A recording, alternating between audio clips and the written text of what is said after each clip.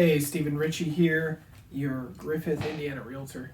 Coming at you to talk about a little problem that some people have with Griffith, and that is the trains. There are a lot of train tracks here, and a lot of trains come through all the time. And being a resident here, it can sometimes be a little frustrating. You just want to go down the street to Dollar General, but there's a train, or you get caught on the train on the way back. One of the more frustrating things that happens is when you got a double train. So you're sitting there waiting for the train to go, getting to the end, and you're excited, we're about to move, and then the bars don't go up, and then there's another train. Now you gotta wait another 10 minutes for that train to go by. That is frustrating, annoying. Depending on where you live at, though, in Griffith, there's ways to avoid it. You know, going down the ridge, then there's no tracks over there. So you can avoid it if you're in a hurry, you got whatever, you can go that way. But where I live, I'm on the west side of the tracks, so I get easy access to the highway straight toward Chicago, no tracks. My wife works in Maryville, so she has to pass the tracks here, and then she passes the tracks out in Maryville. And I think basically she hits a train almost every day. It's just what it is. You got to plan your life around it. They don't. Occasionally they stop, and you got to actually reroute, detour. So you got to know Griffith is a train town. Has been that way. It's from the very beginning. But on the west side, you are getting farther away from the tracks over there. So where they converge, south of Main Street, that has about 6 rows of tracks there, so that's going to be your most likely spot to hit a train. But there is neighborhoods south of those tracks that are actually pretty nice, going towards Cherville out there. You got the area near Highland, basically right by the school, divides there.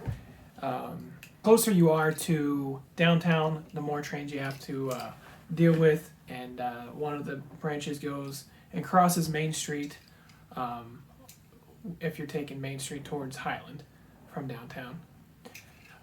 So that's one you have to worry about. The other one, it would be east on Main Street, and that's just past Indiana, going towards Wild Rose and Dollar General. Then you have the tracks over on 45th, which is technically the same tracks, but goes all the way down to 45th, directly north. So if you're on the west side of the tracks, you can go to Strax and Walgreens if you need to go pick up something. Litco down the street, several bars downtown, restaurants.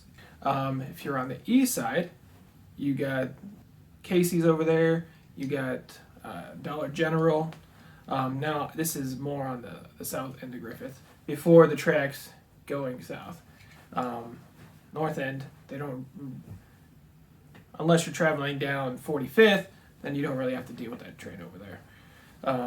If you're down by Ridge, then Ridge has a bridge over the tracks, so you don't gotta worry about that. So if you are gonna be moving here, be aware of the tracks, be aware where the house is located in relation to the tracks, and how that is gonna affect your commutes, where you wanna go. And maybe that can help you not be frustrated with the trains. Just pick the right location, the right area. If you got this side of the tracks or the other side of the tracks, if you got to work on the other side, then live on the other side. If you got to work on this side, live on this side. And if you hate trains and you hate the noise they make, then don't move here. Or if you do, move on the north side. I live about 3 blocks away from the train, and when the train comes through, it does shake the house a little bit. There's like a little bit of a rumble. My house is over 100 years old, and it's still here, so I don't think it's going to affect it structurally. But it was weird when I was first figuring it out, what was going on, because I was like, it was a very strange phenomenon.